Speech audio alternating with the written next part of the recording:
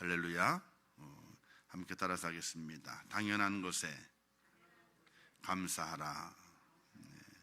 이번 특별 새벽 기도는 감사를 배우라라는 주제로 은혜를 받으려고 합니다. 첫 번째 시간으로 당연한 것에 감사할 줄 알아야 된다, 이 말씀으로 은혜를 나누려고 합니다. 여러분 혹시 재채기가 나오게 될 때에 재채기 나오는 것에 감사해 본 적 있으신가요? 전혀 없으시죠? 그냥 재채기를 할 따름이었습니다. 그러나 재채기 하나에도 큰 의미가 담겨져 있습니다. 일단 재채기가 나오려 하게 될 때에 안 나오면요, 짜증이 나잖아요. 나오려고 코가 벌렁벌렁 대고 있는데 안 나오는 거야. 그죠? 그런 경험이 있을 줄 알아요. 그러면 엄청 짜증이 나요. 나와야, 시원하게 나와야 되는데 안 나오니까 이 몸이 괜히 기분이 나빠지게 되고요, 그냥 코로 실룩실룩 거리면서 아쉬움을 많이 남깁니다. 근데 재채기를 시원하게 해야 되면 어떻습니까? 뭔가 내 몸속에 나쁜 것들이 밖으로 빠져나간 것처럼 또 내 마음도 시원함을 느끼게 돼요. 근데 이 재채기가 참 중요하답니다. 나오려 하게 될 때에 나와야 된답니다. 재채기를 일으키는 이유가 코 점막에 자극을 준 것인데, 그 자극이 왜 일어나게 되었는가? 그것은 바로 우리 몸에 안 좋은 먼지나 또는 병균, 바이러스 이런 것들이 잠깐 침투했는데, 여기에 점막에 다 걸러내가지고 그걸 갖고 있다가 밖으로 내뱉어야 되는데 내뱉는 과정이 재채기랍니다. 그 재채기 화난 다음에 어떻게 해요? 코를 또 풀잖아요, 그죠? 그름을 통해서 내게 있는 그 먼지라든지 세균, 바이러스 이런 것들을 밖으로 배출해내는 것이 재채기랍니다. 근데 이게 재채기 나오려 하게 될 때 안 나오게 되면 정말 기분 나쁘거든요. 근데 크게 재채기를 하게 되면요, 주변 사람들에게는 미안하지만은 내게는 얼마나 시원한지 몰라요. 그래서 재채기 하나에도 감사하는가? 오늘 숨을 쉬는 것에 대해서 감사하셨습니까? 오늘 내 두 다리가 움직여서 하나님의 전으로 올라올 수 있는 것, 여기에 감사하셨습니까? 오늘 내 팔이 움직여져서 내 몸을 지탱하고 균형을 맞추고, 여러분 팔 양쪽에 다 있는 것이 있잖아요. 얼마나 중요한 건지 아십니까? 우리는 다리 한쪽이 없으면은 아이고야 균형 맞추기가 참 힘들다 그러잖아요. 그러나 그것뿐만 아닙니다. 팔이 하나가 없잖아요. 그러면 사람이 균형을 못 맞춘대요. 뜀박질 하게 되면요, 한쪽으로 쏠린답니다. 어느 쪽으로? 없는 쪽으로. 팔이 없는 쪽으로 몸이 쏠린대요. 균형이 안 맞춰진답니다. 내 두 양팔이 내 어깨에 달려있는 것, 이것도 얼마나 감사한 일인가. 우리의 삶의 모든 것, 너무나 감사한 일이 많이 있는데 그걸 우리는 어떻게 생각하고 있는가? 당연한 것이다. 오늘 내가 숨을 쉬고 있는 것 당연한 것이고, 지금 내 두 다리가 잘 움직이는 것도 당연한 것이고, 내 두 팔의 기능을 감당하는 것도 당연한 것이다, 이렇게 생각을 합니다. 절대로 당연한 것이 아닙니다. 어제 말씀을 나누게 될 때에 감사의 반대말은 불만이라, 불평불만이라 이렇게 했습니다. 어떤 이는 감사의 반대말을 당연이라는 말이다. 세상에 당연한 것은 아무것도 없다는 겁니다. 내 일상에 벌어지는 모든 일을 우리는 당연하다는 생각으로 지나쳐 버리면서 감사를 잃어버리고 살게 되는데, 세상의 모든 것은 당연한 것이 아닙니다. 우리가 그것을 깨닫는 순간에 우리는 날마다 감사가 넘치는 하나님의 사람으로 살아갈 수 있게 되는 것입니다. 미우라 아야코가 쓴 소설 빙점, 아마 아시는 분이 계실 겁니다. 지금까지 출판된 일본 소설 중에서 가장 많은 언어로 번역돼서 세계에 다 이게 공급이 되었던 책입니다.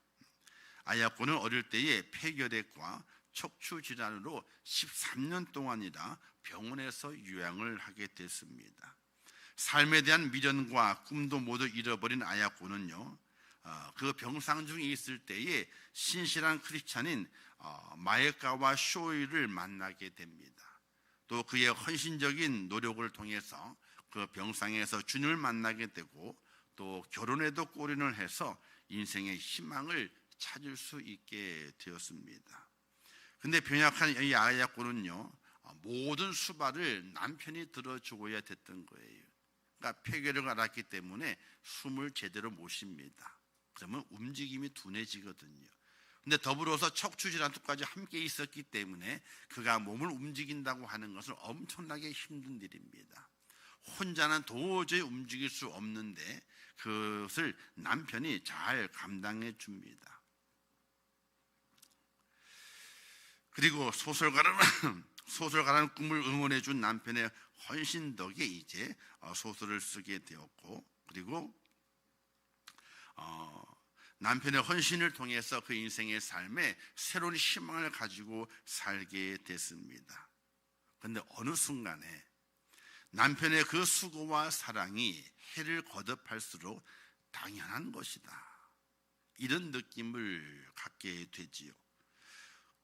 그래서 남편의 보살핌과 남편의 간섭이 실증이 납니다.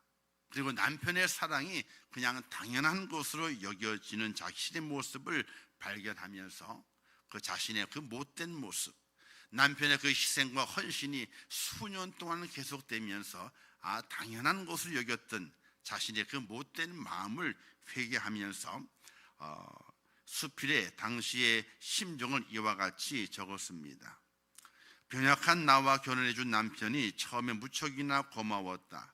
그러나 결혼 생활에 익숙해지자 고마움은 사라지고 오히려 화를 내고 짜증을 내는 내 모습이 드러났다. 그걸 깨닫게 되면서 이런 기도를 했답니다. 하나님, 익숙해진다는 것은 참으로 무서운 것입니다.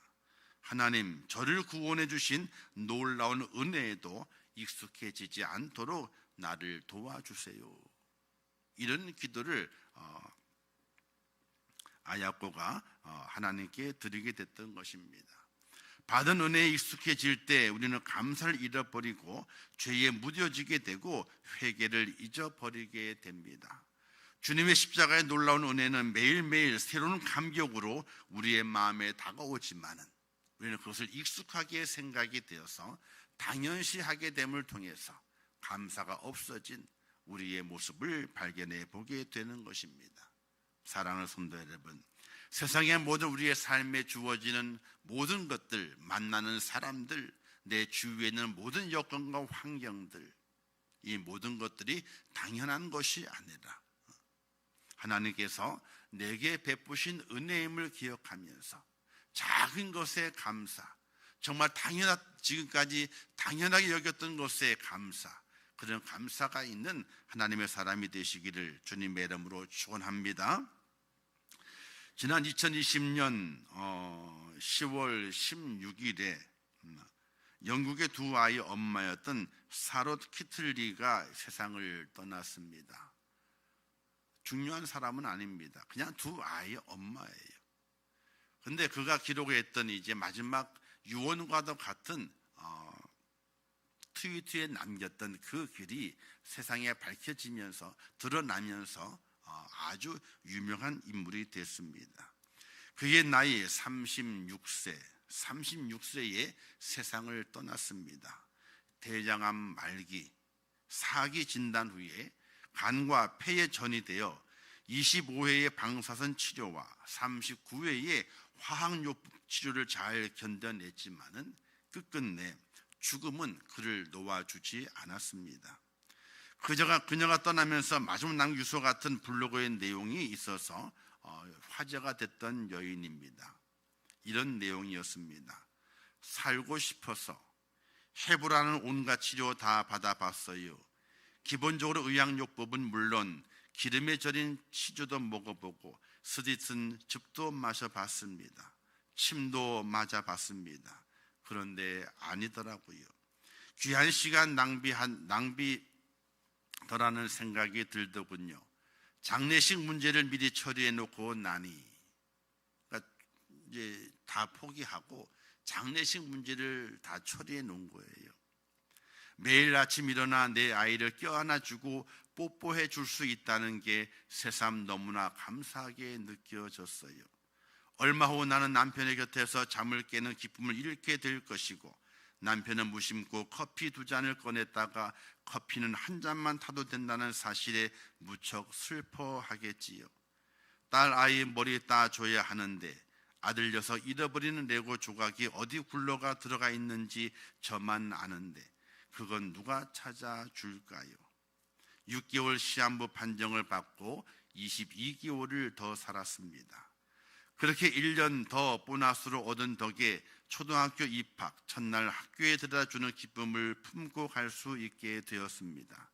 녀석의 첫 번째 흔들리는 이빨, 그 이빨 빠지는 날 기념해서 자전거 사주러 갔을 때는 정말 행복했습니다. 보너스로 1년 덕분에 30대 중반이 아니라 30대 후반까지 살고 가네요. 중년의 복부 비만이요, 늘어나는 허리 둘레, 그거 한번 가져봤으면 좋겠습니다. 휘어지는 머리카락이요, 그거 한번 뽑아봤으면 좋겠습니다. 그만큼 살아남는다는 얘기잖아요. 저는 한번 늙어보고 싶어요. 부디 삶을 즐기면서 사세요. 두 손으로 삶을 꽂고 붙드세요. 아직도 희망이 있잖아요. 저는 여러분이 부럽습니다. 이런 블로그가 기록이 돼요. 그래서 그 당시에 유명하게 많은 사람들에게 회자되고, 인생의 삶의 모든 순간 작은 것, 내 아이 딸아이의 머리 따주는 것이 정말 행복이고 감사고, 내 아이 잃어버렸던 그 블로그 한 조각을 찾아주는 것이 얼마나 감사한 일인가. 새삼 우리의 마음속에 감동을 주는 블로그의 한 길입니다. 오늘 우리는 기도하면서 복 받기를 원합니다. 간절히 기도하죠. 무언가 큰 것이 이루어지기를 기도합니다. 내 인생의 삶을 송두리째 바꿀 수 있는 획기적인 복을 구할 때가 있습니다.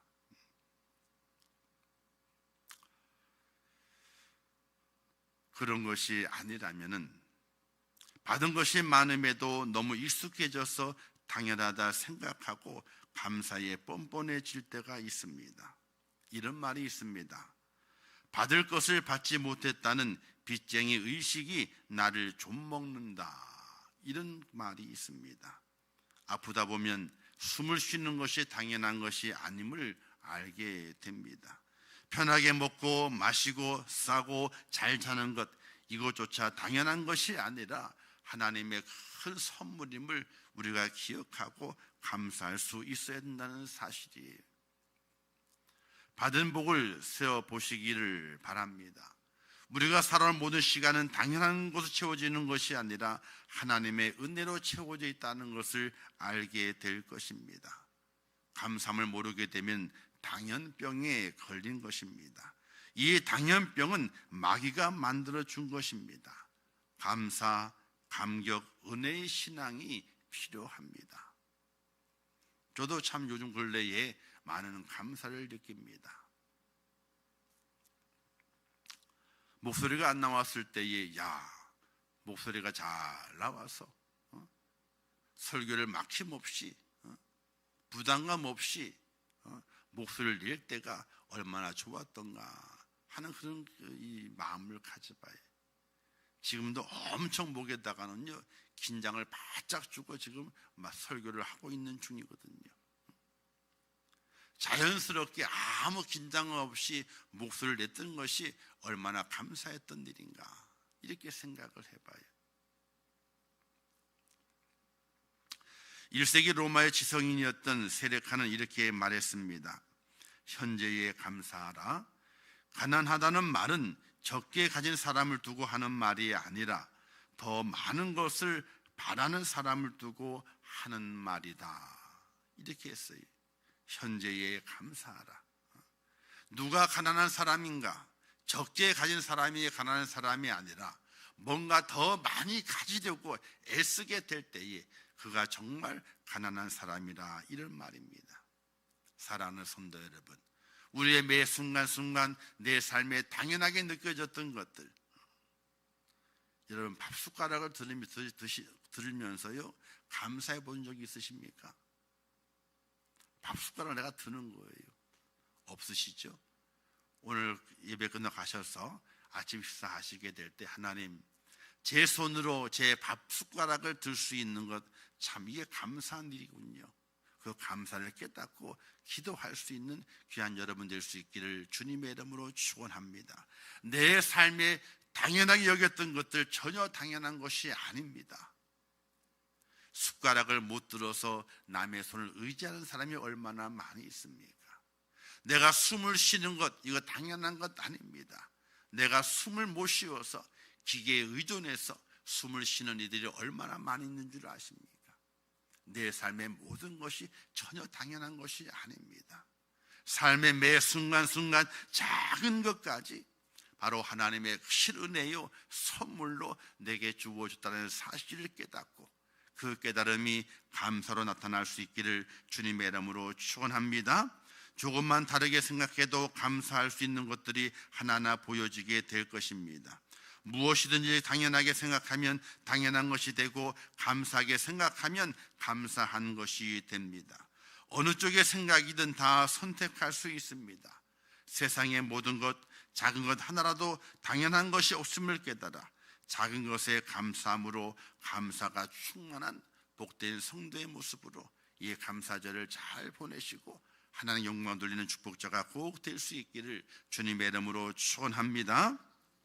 기도하겠습니다. 하나님 아버지 은혜를 감사합니다.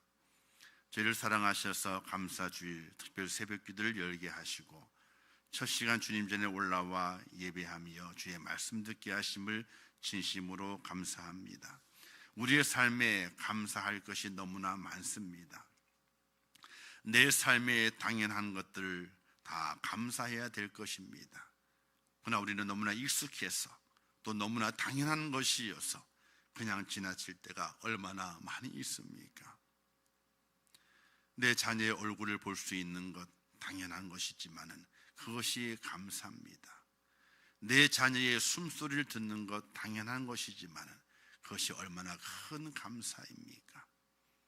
내 주변에 많은 것들, 많은 사람들, 많은 이웃들 얼마나 감사합니까? 아버지 당연한 것이 정말 감사의 조건이 되게 하시어서 매일매일 감사가 넘치는 하나님의 사람으로 살 수 있도록 은혜를 깨닫게 하여 주시옵소서. 하나님께서 그것을 깨닫게 해주셔야 됩니다. 모든 것이 다 하나님의 은혜요 감사할 조건임을 깨달아 감사가 넘치는 감사가 충만한 행복한 하나님의 사람으로 살 수 있도록 은혜를 베풀어 주시옵소서. 내일 새벽까지 만날 때까지도 오늘 하루 살아가게 될 때에 감사의 조건을 다 찾아내면서 이것도 감사 저것도 감사 이러해서 감사 저러해서 감사 무엇이든 다 감사로 받아서 하나님의 큰 은혜를 누릴 수 있는 복된 성도가 될 수 있도록 은혜를 베풀어 주시옵소서. 예수님의 이름으로 축복하며 기도하옵나이다. 아멘. 지금은 우리 주 예수 그리스도의 은혜와 하나님 아버지의 무한하신 사랑하심과 성령님의 감화 감동 위로 축복 교통하신 역사가 오늘 감사절 특별 새벽 기도를 통해서 이 땅의 무대에 내 삶의 모든 것이 당연한 것이 아니라 하나님의 크신 은혜임을 깨달아 모든 것에 감사함을 가지고 감사의 충만한 축복자의 삶을 살아내기를 원하는 우리 임천교회 모든 성도들 머리 위에와 그들의 가정과 일터와 생업과 자녀들과 기도의 모든 제목들을 위해 이제부터 영원토록 함께 있을지어다. 아멘. 아버지 함께 하시고 주의 크신 원총과 사랑을 저를 붙잡아 주시기를 원합니다. 하나님이여 저를 도와주시옵소서. 믿음 안에 충만하게 하옵소서. 하나님이 이 땅의 삶 속에 살아가는 동안에 우리의 삶에 당연하게 여겼던 것들이 얼마나 많이 있습니까? 내가 숨을 쉬는 것 당연한 것이 아님에도 불구하고 당연한 것인 줄 알고 너무나 익숙하게 숨을 쉬어가면서 감사할 줄 몰랐습니다. 내가 먹고 마시는 것이